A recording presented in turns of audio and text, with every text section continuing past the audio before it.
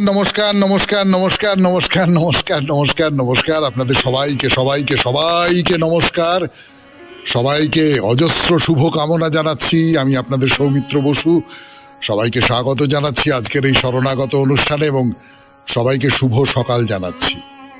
শুভ হোক, এই যে শুভ হোক কথাটা প্রত্যেকদিন সকালবেলা বলি তো, আর প্রত্যেকদিনই মনে হয় খুব নতুন করে বলছি। সত্যি সত্যি আমাদের আর কি চাইবার আছে বলুন? আমরা সাধারণ মানুষ, অকিঞ্চিতকর মানুষ, তো আমরা শুধু চাইতে পারি সবকিছুর শুভ হোক। যা কিছু অন্যায়, যা কিছু অবিচার, সেই সমস্ত দূর হয়ে যাক। আমাদের প্রার্থনার কোনো ফল আছে কিনা জানি না, আমরা তো এই প্রার্থনাটুকুই করতে পারি, তার চেয়ে বেশি আর কি করব বলুন? আজকে ভারতবর্ষের প্রথম বাঙালি প্রাক্তন রাষ্ট্রপতি প্রণব কুমার মুখোপাধ্যায়, তিনি প্রয়াত হয়েছিলেন 2020 খ্রিস্টাব্দে 31শে আগস্ট।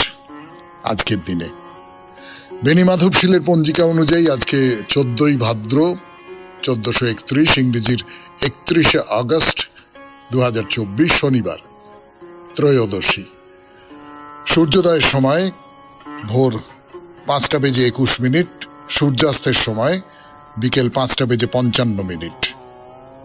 নক্ষত্র পুষ্যা। আজকে জন্মে কর্কট রাশি, বিপ্রবর্ণ, দেবগণ। রাত্রি 9:31 গতে রাক্ষসগণ। আমাদের হোয়াটসঅ্যাপে চিঠি পাঠাবার নাম্বার 9831922927। চিঠির গোড়ায় অতি অবশ্যই SG লিখতে হবে, সে তো আপনারা সকলে জানেন। এবারে আজকের অনুষ্ঠান সম্পর্কে বলি। প্রথমে তো পুরাণ চিরন্তন। পুরাণ চিরন্তনে আমরা উপমন্যুর কথা বলেছিলাম। সেই উপমন্যুর কথার সূত্র ধরে একটা দুটো কথা বলবো, আপনাদের বলতে খুব ইচ্ছে করছে। তারপরে আমরা চলে যাব অন্য আর একটা গল্পে, পুরাণের গল্প। সেই গল্পের কি বলবো, কাঠামোটা আপনাদের খুব চেনা, হনুমানের সমুদ্র লঙ্ঘন। আসলে বাইরে দূরেতে আন্দামান নিয়ে কথা বলছি তো, আজকে অবশ্য বলবো না, কিন্তু আন্দামান নিয়ে কথা হচ্ছে। এই আন্দামান কথাটা এসেছে নাকি হনুমান কথা থেকে। হ্যাঁ, হনুমান এই শব্দ থেকে এসেছে। তো তার সূত্র ধরে আমি বলছিলাম, একটু হালকা চালেই বলেছিলাম যে হনুমান সমুদ্র লঙ্ঘন করেছিলেন, তো আন্দামানও তো সমুদ্রের ওপারে, সেই জন্যেই হনুমান থেকে আন্দামান হলো কিনা, এটা নিয়ে একটা মজা করেছিলাম আর কি, সত্যি মিথ্যে তো জানি না। তো হনুমানের এই সমুদ্র লঙ্ঘন, তার সূত্র ধরে হনুমান সম্পর্কে একটা দুটো কথা আপনাদের শোনাবো। এই যে শোনাবো তার আর একটা কারণ আছে। অনেকদিন আগে এই দক্ষিণেশ্বরের যে কালীবাড়ি, সেখানে এক ভদ্রলোক আমাকে বলেছিলেন যে হনুমানকে নিয়ে একটা অনুষ্ঠান করুন। অবাঙালি এক ভদ্রলোক, তিনি আমাকে চিনতে পেরেছিলেন, চিনতে পেরে বলেছিলেন যে হনুমানকে নিয়ে একটা পুরাণ চিরন্তনে অনুষ্ঠান করুন। তো আজকে হনুমান নিয়ে দুটো চারটে কথা বলা শুরু করব। তারপরে চলে যাব স্বামী বিবেকানন্দের রচনা থেকে পাঠ।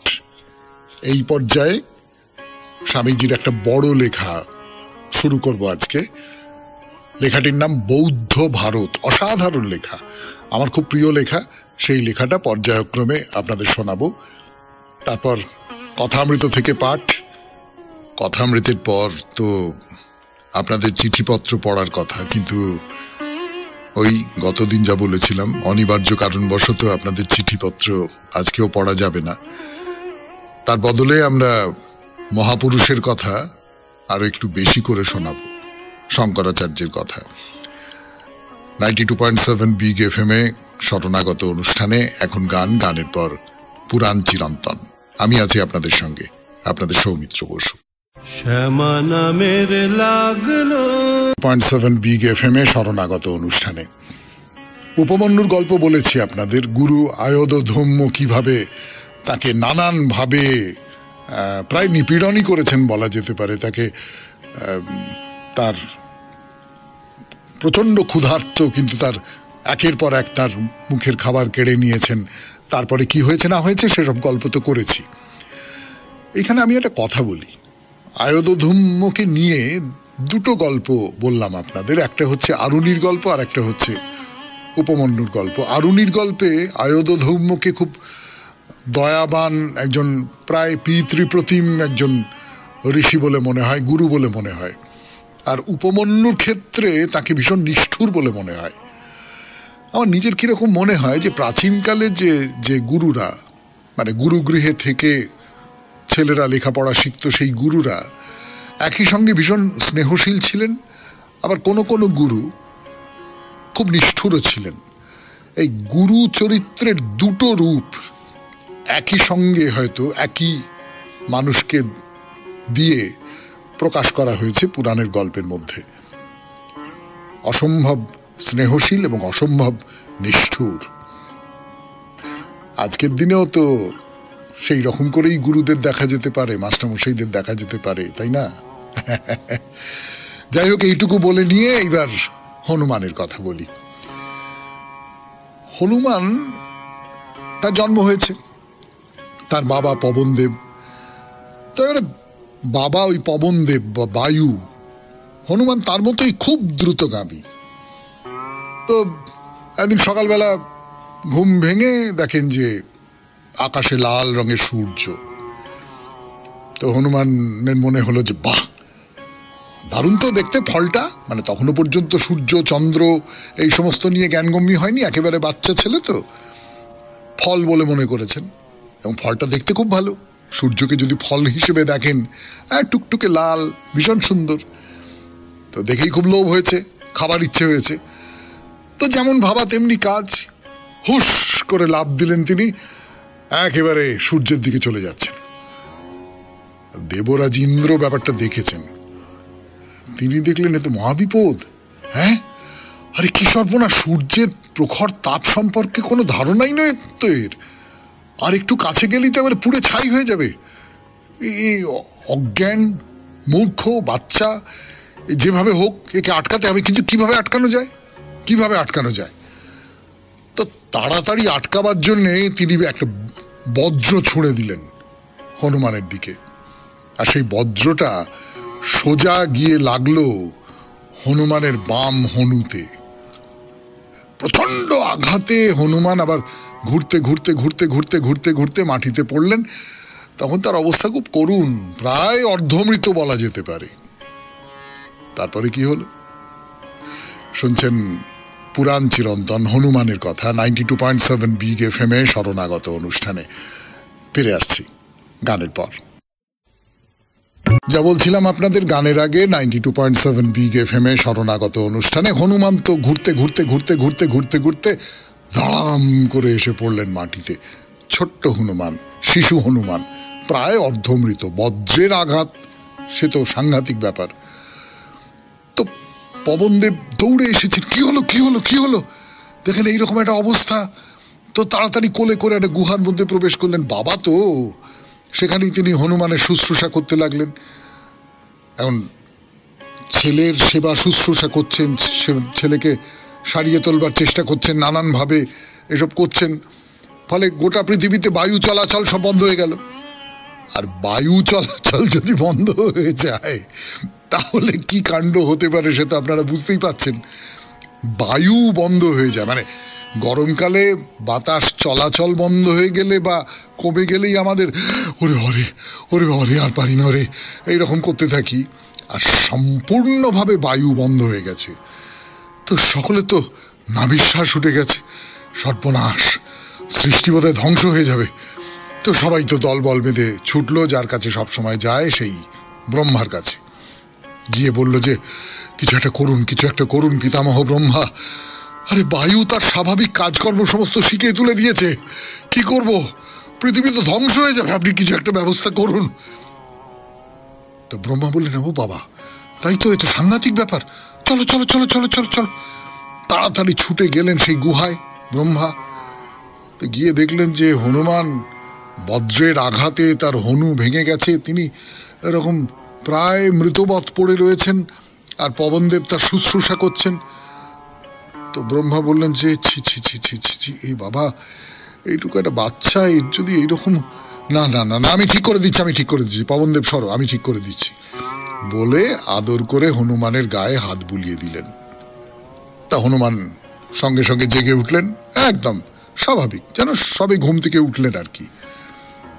তো ব্রহ্মা এবার উপস্থিত সমস্ত দেবতাদের বললেন, এর দ্বারা পৃথিবীর অনেক উপকার হবে, তোমরা যে যার মতো বর দিয়ে একে শক্তিশালী করে তোলো।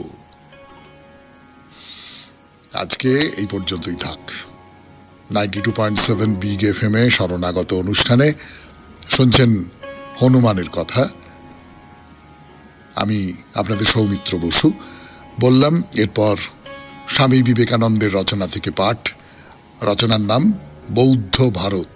শুরু করব আজ সেই লেখা 92.7 বিগ এফএম এ শরণাগত অনুষ্ঠানে। একটু গান শুনি।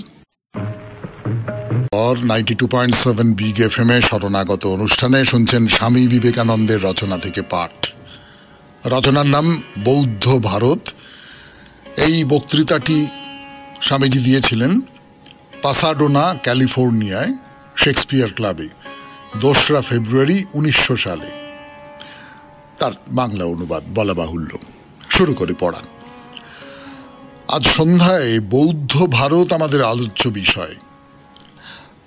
আপনারা অনেকেই হয়তো এডুইন আর্নল্ডের পদ্যে লিখিত বুদ্ধের জীবনী পাঠ করেছেন। কেউ কেউ হয়তো এ বিষয়ে আরো বিশদ আলোচনাও করে থাকবেন, কারণ ইংরেজি, ফরাসি, জার্মান প্রভৃতি নানা ভাষায় বৌদ্ধ সাহিত্যের উপর প্রচুর পুস্তকাদি প্রকাশিত হয়েছে। বৌদ্ধ ধর্মই জগতের সার্বভৌম ধর্মের প্রথম অভিব্যক্তি, সুতরাং এর অনুশীলন শতই বিশেষ আকর্ষণীয়। বৌদ্ধ ধর্মের পূর্বেও ভারতে এবং অন্যত্র নানা ধর্মের আবির্ভাব হয়েছে, কিন্তু সেগুলি অল্প বিস্তর নিজ নিজ জাতির পরিধির মধ্যেই সীমাবদ্ধ ছিল। হিন্দু, ইহুদি, পারসিক প্রভৃতি প্রাচীন জাতির প্রত্যেকেরই মহান ধর্ম ছিল, কিন্তু সেসবই মোটের উপর জাতি বিশেষের নিজস্ব ধর্ম, সার্বভৌম ধর্ম নয়। বৌদ্ধ ধর্মের অভ্যুত্থানের সঙ্গে সঙ্গেই ধর্মের বিশ্ব বিজয়রূপ বিচিত্র একটি অভিযানের সূত্রপাত। যে মতবাদ ও বাণী বৌদ্ধ ধর্মে প্রচারিত হয়েছিল, যে সত্যসমূহ তার শিক্ষার অঙ্গীভূত, সেসব কথা বাদ দিলেও ধর্মজগতে সেই প্রথম এক বিপুল বৈপ্লবিক পরিবর্তনের মুখোমুখি আমরা দাঁড়িয়েছিলাম। সে ধর্মের জন্মলগ্নের কয়েক শতাব্দীর মধ্যে বৌদ্ধ শ্রমণগণ নগ্ন পদে ও মুন্ডিত মস্তকে তৎকালীন সভ্য জগতের সর্বত্র ছড়িয়ে পড়েছিল। এমনকি ল্যাপল্যান্ডের এক প্রান্ত থেকে ফিলিপাইন দ্বীপপুঞ্জের অপর প্রান্ত অবধি তারা প্রচার করেছিল। এইভাবে বুদ্ধদেবের জন্মের অল্প কয়েক শতাব্দীর মধ্যেই তারা নানা দেশে ছড়িয়ে পড়েছিল এবং মূল ভারত ভূখণ্ডে বৌদ্ধ ধর্ম একসময় দেশের প্রায় 2/3 নরনারীকে সম্পূর্ণভাবে প্রভাবিত করেছিল। তবে ভারতবর্ষ কখনো সমগ্রভাবে বৌদ্ধ ধর্ম গ্রহণ করেনি। সে ধর্মের পরিধির বহির্ভাগেই ভারতবর্ষ চিরদিন দণ্ডায়মান ছিল। ফলে খ্রিস্ট ধর্ম ইহুদিদের মধ্যে যে পরিণতি লাভ করেছিল, অর্থাৎ অধিকাংশ ইহুদি খ্রিস্ট ধর্ম গ্রহণ করেনি, বৌদ্ধ ধর্ম ভারতবর্ষে অনুরূপ পরিণতি লাভ করেছিল এবং এভাবেই প্রাচীন ভারতীয় ধর্মের ধারা অব্যাহত ছিল। শুনলেন স্বামী বিবেকানন্দের রচনা থেকে পাঠ, বৌদ্ধ ভারত। এরপরে গান, তারপরে 92.7 বিগ এফএম এ শরণাগত অনুষ্ঠানে কথা অমৃত থেকে পাঠ। আমি আসছি, আপনাদের সৌমিত্র বসু। কথা অমৃত থেকে পাঠ 92.7 বিগ এফএম এ শরণাগত অনুষ্ঠান শুনছেন। আমি আপনাদের সৌমিত্র বসু। এই যে ঠাকুর হাজরাকে বলছেন যে তুমি ঈশ্বরকে তুষ্ট করো, সকলেই তুষ্ট হবে, তো এই সূত্র ধরে ঠাকুর বলছেন যে কিন্তু লোকশিক্ষার জন্য তোমাকে কিছু কর্ম করতে হবে। কি বলছেন শুনি। বলছেন জ্ঞান লাভের পরেও লোকশিক্ষার জন্য পূজাদি কর্ম রাখে। আমি কালীঘরে যাই, আবার ঘরের এই সমস্ত পট নমস্কার করি, তাই সকলে করে। তারপর অভ্যেস হয়ে গেলে যদি না করে তাহলে মন হুসফুস করবে না। এটা খুব গুরুত্বপূর্ণ একটা কথা। কথাটা হচ্ছে এই যে ধরুন আমি ঈশ্বরকে পেয়ে গেছি, ঈশ্বরকে যখন পেয়ে গেছি তখন তো আমি বুঝতে পারছি যে এই যে যে বাইরের যে আবরণগুলো, এই ধরুন কালীঘরের যে মূর্তি, সেই মূর্তির ভেতরে যিনি আছেন, এই মৃন্ময়ী রূপের ভেতরে যিনি চিন্ময়ী আছেন, তাকে তো আমি পেয়ে গেছি। এই যে পটগুলো রয়েছে, এই যে ছবিগুলো রয়েছে, দেবদেবীদের মূর্তির যে ছবি রয়েছে, তার আসলকে তো আমি পেয়ে গেছি। আসল যে ঈশ্বর, আসল যে মা, তাকে তো আমি পেয়ে গেছি। তাহলে যার মধ্যে দিয়ে আমি তার কাছে যাই, যার মধ্যে দিয়ে আমি তার কাছে যাব, এই যে অনন্ত, এই যে নিরাকার যিনি, বিশাল যিনি, অনন্ত যিনি, তার কাছে আমি তো এই মূর্তির মধ্যে দিয়ে যাই, এই ছবির মধ্যে দিয়ে যাই, এই সমস্ত প্রতীকের মধ্যে দিয়ে যাই। তো আর এই প্রতীককে, আর এই ছবিকে, আর এই মূর্তিকে পুজো করবার তো আমার কিছু নেই। আমি তো তাকে পেয়ে গেছি আসলে, তাই না? তাহলে আমি এগুলো করব কেন? ঠাকুর খুব দামি একটা কথা বলছেন সেটা তুমি করবে লোকশিক্ষার জন্যে।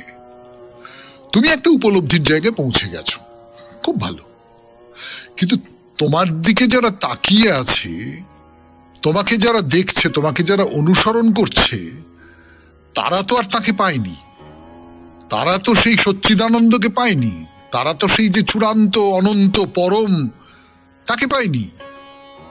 তারা তো এখনো পর্যন্ত সাধনার মধ্যে রয়েছে। তো সেই সাধনার মধ্যে তারা তোমাকে দেখে দেখে শিখছে। তুমি যদি এগুলো কিছু না করো, তাহলে তারাও এগুলো কিছু করবে না, তারা মনে করবে এগুলো বাজে। তুমি যে জায়গায় গিয়ে পৌঁছেছো, সেই জায়গাটা তো তারা ধারণা করতে পারছে না। তার ফলে তারা মনে করছে যে না, এগুলো করবার কোনো দরকার নেই, আমারও দরকার নেই। তা তো ঠিক নয়। তারা যাতে এই পুজো করে, তারা যাতে এই সমস্ত আচারগুলো পালন করে, তাদের দেখাবার জন্য তোমাকে এই সমস্ত আচারগুলো পালন করতে হবে। তো বটতলা এক সন্ন্যাসীকে দেখলাম, যে আসনে গুরু পাদুকা রেখেছে তারই উপরে শালগ্রাম রেখেছে, ও পুজো করছে। তাই জিজ্ঞাসা করলাম, যদি এতদূর জ্ঞান হয়ে থাকে তবে পুজো করা কেন? তা সন্ন্যাসী বলল, সবই করা যাচ্ছে, এও একটা করলাম। কখনো ফুলটা এ পায়ে দিলাম, আবার কখনো ফুল ও পায়ে দিলাম। দেহ থাকতে কর্মত্যাগ করবার জো নেই, কোনো না কোনো কর্মের মধ্যে দিয়ে তোমাকে যেতেই হবে। আর কি বলছেন বলবার জন্য ফিরে আসছি গানের পর। 92.7 বিগ এফএম এ শরণাগত অনুষ্ঠানে শুনছেন কথামৃত থেকে পাঠ। আমি আছি আপনাদের সঙ্গে, আপনাদের সৌমিত্র বসু।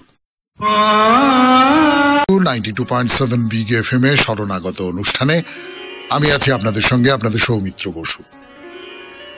ঠাকুর আর কি বলছেন হাজরাকে? বলছেন, এক জ্ঞান থাকলেই অনেক জ্ঞানও আছে, এক জ্ঞান থাকলেই অনেক জ্ঞানও আছে। এই যে নানান রকমের জ্ঞান, নানান বিষয়ের যে জ্ঞান, যদি খুব লক্ষ্য করে দেখা যায়, তাহলে সেই সমস্ত জ্ঞান শেষ পর্যন্ত একটা চূড়ান্ত জায়গায় গিয়ে পৌঁছচ্ছে। সেই চূড়ান্ত জায়গার হদিশ আমরা রাখি না, আমরা জানি না। আমরা যারা সাধারণ মানুষ, আপনার আমার মতন মানুষ, যে সকালবেলা শরণাগত অনুষ্ঠানটা করে, বা যারা শরণাগত অনুষ্ঠানটা শোনেন, বা যারা শোনেন না, তারা এই চূড়ান্ত জ্ঞানটা কি সেইটা খুব স্পষ্ট করে জানেন না। কিন্তু এইটা বুঝতে পারেন যে সমস্ত জ্ঞান শেষ পর্যন্ত একটা জায়গায় গিয়ে পৌঁছচ্ছে, একটা কোনো অনন্তের ধারণায় গিয়ে পৌঁছচ্ছে।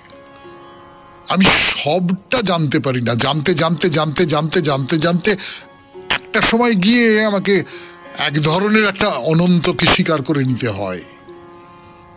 তো সেই যে চূড়ান্ত জ্ঞানটা, সেই জ্ঞানটা থাকলে আমার মধ্যে অনেক জ্ঞানও থাকবে। তো বলছেন, শুধু শাস্ত্র পড়ে কি হবে? সেই শাস্ত্র পড়ে তো শুধু আমি এই যে টুকরো টুকরো যে জ্ঞানগুলো, সেইগুলো জানতে পারবো। চূড়ান্ত যে জ্ঞান, সেই জ্ঞানটা তো হচ্ছে উপলব্ধির ব্যাপার। এই উপলব্ধিটা যার হয়েছে, তার ভেতরে এই যে ছোট ছোট যে জ্ঞানগুলো, সেই জ্ঞানগুলোও আছে। শাস্ত্রে বালিতে চিনিতে মিশেল আছে, চিনিটুকু লওয়া বড় কঠিন। শাস্ত্রের মধ্যে নানান রকম মত মিশে আছে, তার থেকে মানুষের যেটা স্বভাব আপনারা সকলেই জানেন, সেটা হচ্ছে যেটা আমার মন কিছু গ্রহণ করতে পারে, কিছু গ্রহণ করতে পারে না। এই যে আমি সবটা গ্রহণ করতে পারলাম না, তার কিছুটা গ্রহণ করলাম, আমার মনের প্রবণতা অনুযায়ী কিছু গ্রহণ করলাম, এটা তো সবটা গ্রহণ করা হলো না। তার ফলে অনেকটা মেশানো আছে, ওই যেটাকে উনি বলছেন বালিতে চিনিতে মেশা আছে। তার থেকে আমি ঠিক ঠিকগুলো বেছে নেব কি করে? সেইটা বেছে নিতে পারি গুরুর সাহায্যে। শাস্ত্রের মর্ম সাধু মুখে, গুরু মুখে শুনে নিতে হয়, তখন আর গ্রন্থের কি দরকার? এই যে বলে না যে তুমি যদি সাধু সঙ্গ করো, তাহলে সেই সাধু সঙ্গ কিন্তু তোমাকে অনেক কিছু শেখাবে, যেটা বই পড়ে জানা যায় না।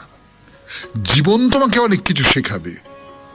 সাহচর্য, সৎ মানুষের সাহচর্য তোমাকে অনেক কিছু শেখাবে। শুধু শাস্ত্র পড়ে সেইটা জানা যাবে না। শাস্ত্র মানে তো হচ্ছে নির্বিকার হরফ। আর আপনি যখন একজনের মুখের কথা শুনছেন, তখন সেই মুখের কথার মধ্যে তার কণ্ঠস্বরের উচ্চাবচতা রয়েছে, তার নানান রকম করে সেটা প্রকাশ করবার যে আরো নানান যে কলকবজা, আরো নানান যে প্রকাশ ভঙ্গি সেইগুলো রয়েছে, তার চোখ মুখের ভাব রয়েছে। এই সমস্ত কিছু দিয়ে সে যে, আপনারা বুঝতেই পারেন যে একটা লেখা পড়া আর সেই লেখাটাতে যা আছে সেইটা কোনো একজন মানুষের মুখে শোনা, এই দুটোর মধ্যে বিস্তর তফাৎ। তো ফলে গুরুর মুখে তুমি যদি শোনো, তাহলে তার গুরুত্বটা অনেক বেশি। কথামৃত থেকে পাঠ শুনছেন 92.7 বিগ এফএম এ শরণাগত অনুষ্ঠানে। আরো পাঠ গানের পর। আমি আছি আপনাদের সঙ্গে, আপনাদের সৌমিত্র বসু। ফিরে এলাম গানের পর। শুনছেন কথামৃত থেকে পাঠ 92.7 বিগ এফএম এ শরণাগত অনুষ্ঠানে। আমি আমার আসল খবরটা দরকার, এইটা ঠাকুর শ্রী রামকৃষ্ণ পরমহংসদেব নানান ভাবে, নানান বার, নানান উপলক্ষে নানান উপমা দিয়ে বলেছেন। আমার আসল খবরটা দরকার, আমি তার সঙ্গে দেখা করতে চাই। তার বাড়ি কিরকম, তার চাকর বাকরেরা কে কিরকম, তার কত বড় জমিদারি, ওসব জেনে আমার কি হবে? আমি মানুষটাকে দেখতে চাই, ওইটা হলো আসল। বলে একটা ভারী চমৎকার উপমা ব্যবহার করছেন। উপমা তো একদম সম্রাটেরও সম্রাট যাকে বলা যায়। বলছেন যে চিঠিতে খবর এসেছে 5 সের সন্দেশ পাঠাইবা, আর একখানা লাল পেড়ে কাপড় পাঠাইবা। চিঠিটা হারিয়ে গেল। ব্যস্ত হয়ে চারদিকে খোঁজালি, চিঠিটা কোথায় গেল, চিঠিতে কি লেখা আছে জানি না তো, চিঠিটা কোত্থেকে গেল, খোঁজ খোঁজ খোঁজ খোঁজ খোঁজ। তা অনেক খোঁজবার পর চিঠিটা পাওয়া গেল, পড়া হলো, দেখে 5 সের সন্দেশ আর একখানা লাল পেড়ে কাপড় পাঠাবে। ব্যাস, চিঠির কাজ শেষ। চিঠিটা ফেলে দিলেও চলে, সেই চিঠিটা উড়ে কোথায় চলে গেল জানবার দরকার নেই। চিঠির ভেতরে যেটা আছে সেইটা তো আমার জানা হয়ে গেল। তাহলে আমি যদি আসল ব্যাপারটা আমি জানতে পেরে যাই, তারপরে এই যে শাস্ত্রগ্রন্থ, এই যে সমস্ত কিছুর মধ্যে দিয়ে ওই আসল খবরটা আমার কাছে আসছে, সেগুলো তো আর কোনো দরকার নেই, সেগুলো তো আমি ফেলে দিতে পারি। আমি ছাদে উঠবো, সিঁড়ি দিয়ে দিয়ে দিয়ে দিয়ে ছাদে উঠবো। ছাদে উঠবার পরে তো আর সিঁড়িগুলোর দরকার নেই আমার। তো ঠাকুর বলছেন যে সব সন্ধান জেনে তারপরে ডুব দাও। পুকুরের অমুক জায়গায় ঘটিটা পড়ে গেছে, জায়গাটা ঠিক করে দেখে নিয়ে সেইখানে ডুব দিতে হয়। ওইখানে ডুব দিলে, ওই জায়গায় ডুব দিলে আমি তাকে পাবো।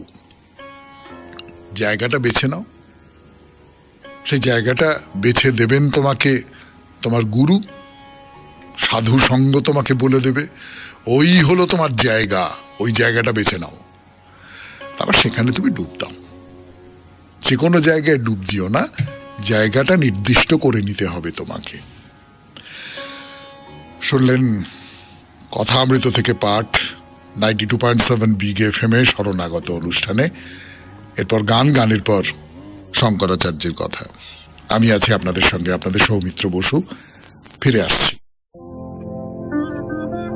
7 বিগ এফএম-এ শরণাগত অনুষ্ঠানে আজকে অনিবার্য কারণে চিঠিপত্র পড়া যাবে না, তার বদলে আজকে তো মহাপুরুষের কথা, শঙ্করাচার্যের কথা বলছিলাম আপনাদের, সেই শঙ্করাচার্যের কথাই না হয় একটু বেশি করে বলবো। কি খুব খারাপ হবে সেটা? এর আগে বলছিলাম যে শঙ্করাচার্য সুদীর্ঘকাল ধরে ভারতবর্ষের যে মুনি ঋষিরা যে আধ্যাত্ম জ্ঞান আয়ত্ত করেছিলেন সেটা তো হারিয়ে গিয়েছিল। শঙ্করাচার্য উপলব্ধি করেছিলেন যে এই জ্ঞানকে সমস্ত মানুষের মধ্যে ছড়িয়ে দিতে হবে। ধর্মের নামে একটা অনাচার চলছে, তাকে একেবারে উপড়ে তুলে ফেলতে হবে, মানুষের অনুভূতিকে জাগিয়ে তুলতে হবে, তো প্রচার করতে হবে, অদ্বৈত মতবাদ প্রচার করতে হবে। এই অদ্বৈতবাদের মূল কথা হচ্ছে ব্রহ্ম ছাড়া এই জগতের সবকিছুই মিথ্যে, ব্রহ্মই চরম সত্য। এইটা ব্যাখ্যা করছেন শঙ্কর। প্রাচীন যুগের মুনি ঋষিরা বলে গেছেন এসব কথা, কিন্তু শঙ্করাচার্য এইসব ব্যাখ্যা করছে। তো এই মত প্রচার করবার সবচেয়ে ভালো জায়গা কি হতে পারে? কাশী। সমস্ত ধর্মের একেবারে পীঠস্থান কাশী, বিশেষ করে হিন্দু ধর্মের পীঠস্থান তো বটেই। সেখানে সমস্ত রকমের সম্প্রদায়ের সাধু পণ্ডিত শাস্ত্রজ্ঞ তারা রয়েছেন, তারা ধর্ম আলোচনা করছেন, নানান রকম আচার করছেন, হোম যজ্ঞ শাস্ত্রপাঠ এইসব হচ্ছে। তা শঙ্করাচার্য সেখানে এসে গঙ্গার ধারে ওই মণিকর্ণিকার ঘাটে এসে বসলেন, সেইখানেই তিনি নিজেকে প্রতিষ্ঠা করলেন। অপূর্ব সুন্দর এবং কম বয়স, একেবারে কিশোর বলা যেতে পারে, তো অসামান্য রূপ। আর সেই রূপটা এমনি জাগতিক রূপ তো নয়, চোখে মুখে একটা অন্য রকমের স্বর্গীয় ভাব এবং পাণ্ডিত্য, শুধুমাত্র রূপ নয়, পাণ্ডিত্য বটে। সেই সমস্ত দেখে কাশীর সাধারণ মানুষেরা তো বটেই, সেই সঙ্গে সঙ্গে পণ্ডিতারাও একেবারে মুগ্ধ হয়ে যাচ্ছেন, তার চারপাশে ঘিরে ধরছেন, তার মুখ থেকে কথা শুনতে চাইছেন, তার উপদেশ শুনতে চাইছেন, এইরকম একটা অবস্থা। তো একদিনের কথা বলি আপনাদের। একদিন ভোরবেলা শঙ্করাচার্য মণিকর্ণিকার ঘাটে স্নান করতে যাচ্ছেন, একটা গলির মুখে এসেছেন। হঠাৎ তার চোখে পড়ল একটি মেয়ে তার স্বামীর মৃতদেহ নিয়ে পথের উপরে বসে আছে। খুব সরু পথ, কাশীর গলি আপনারা সকলেই জানেন, খুব সরু, খুব অপরিসর, সেখান দিয়ে যাওয়াটা খুব মুশকিল। এবং এমন ভাবে বসে আছে যে শঙ্করাচার্য সেই কোনোভাবেই ওই মৃতদেহকে এড়িয়ে এগিয়ে যেতে পারছেন না, বা মেয়েটিকে এড়িয়ে এগিয়ে যেতে পারছেন না।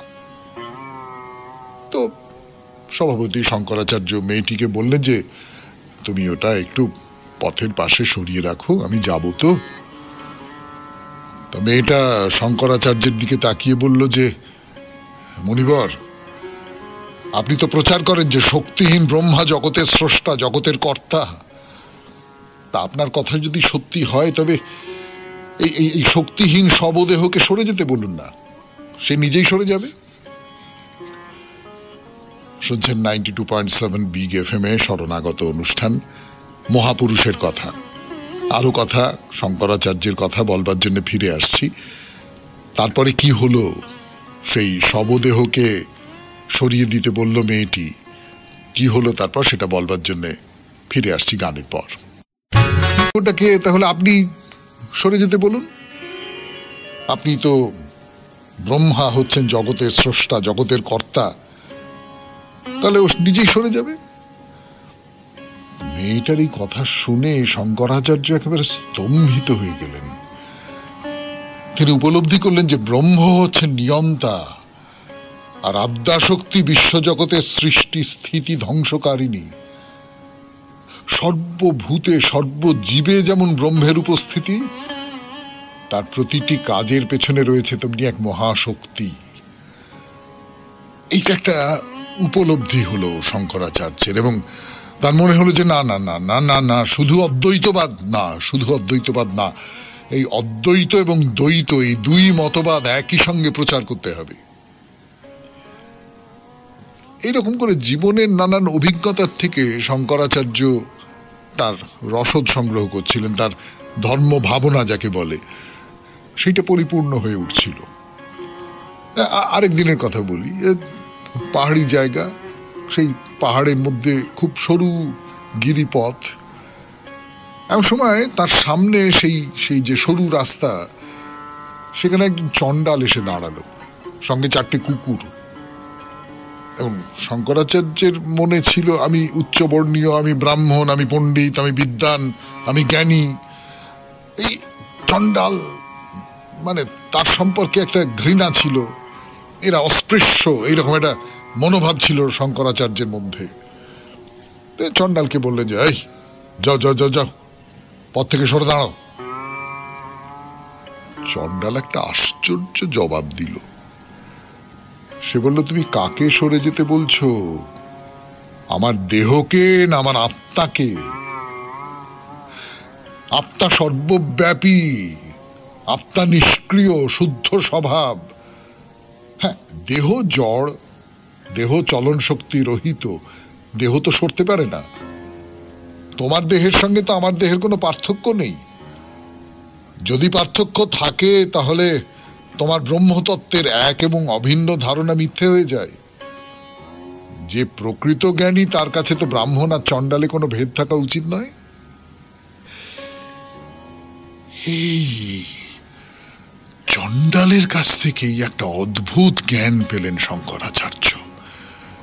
সত্যি তো, যে প্রকৃত জ্ঞানী তার কাছে তো ব্রাহ্মণ আর চণ্ডালে কোনো ভেদ থাকা উচিত নয়। মুহূর্তের মধ্যে শঙ্করাচার্যের মনের ভেতর থেকে সব অন্ধকার সরে গেল।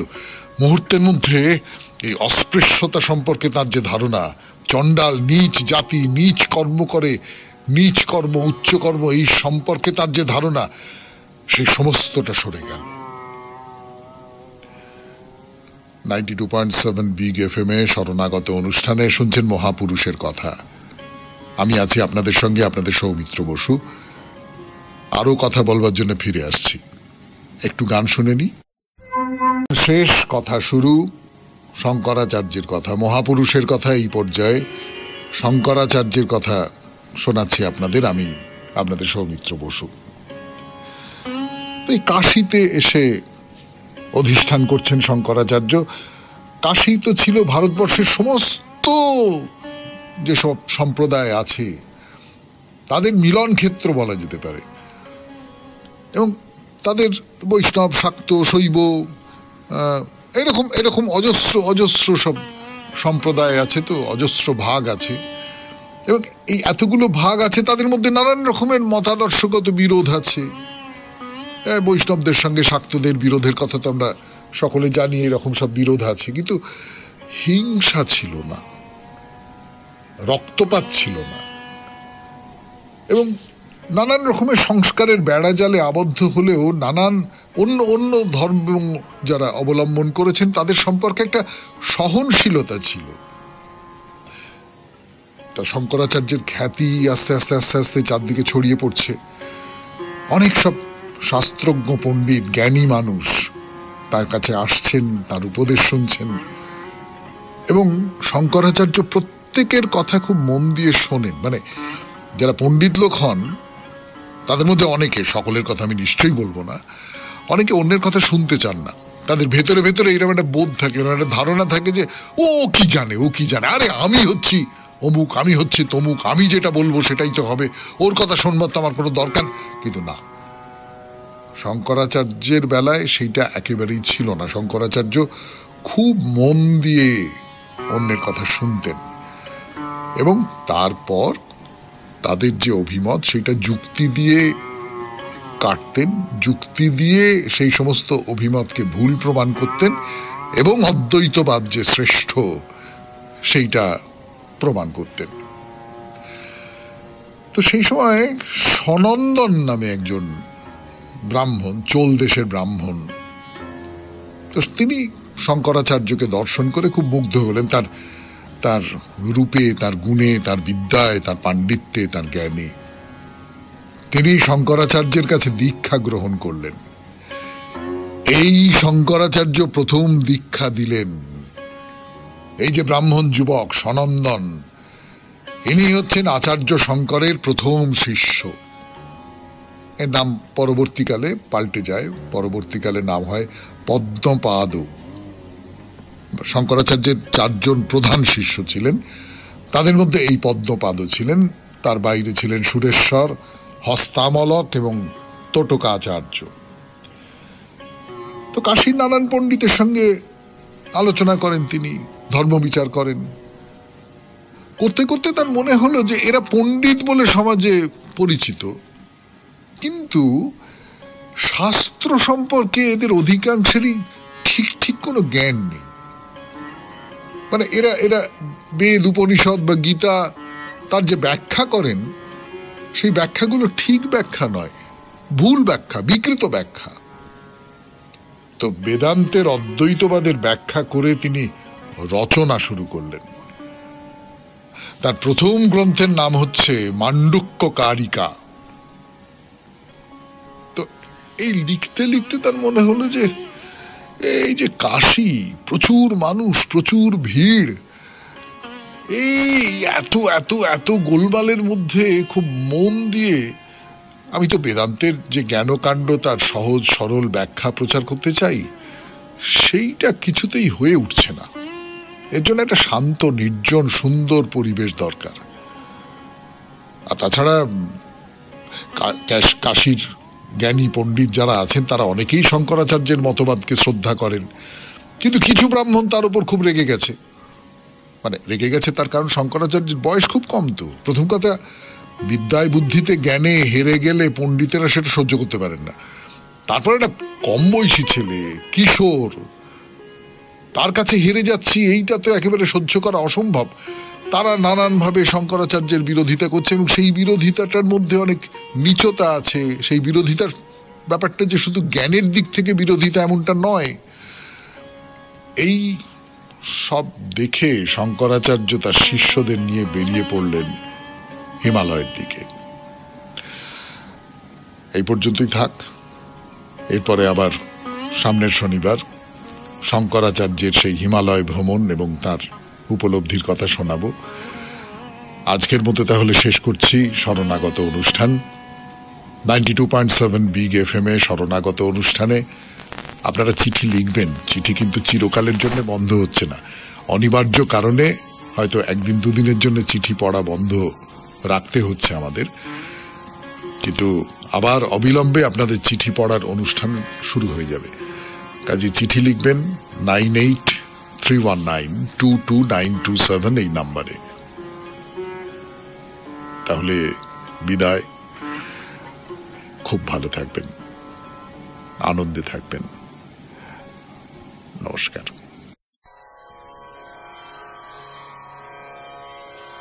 নমস্কার নমস্কার নমস্কার নমস্কার নমস্কার নমস্কার নমস্কার আপনাদের সবাইকে সবাইকে সবাইকে নমস্কার, সবাইকে অজস্র শুভ কামনা জানাচ্ছি। আমি আপনাদের সৌমিত্র বসু, সবাইকে স্বাগত জানাচ্ছি।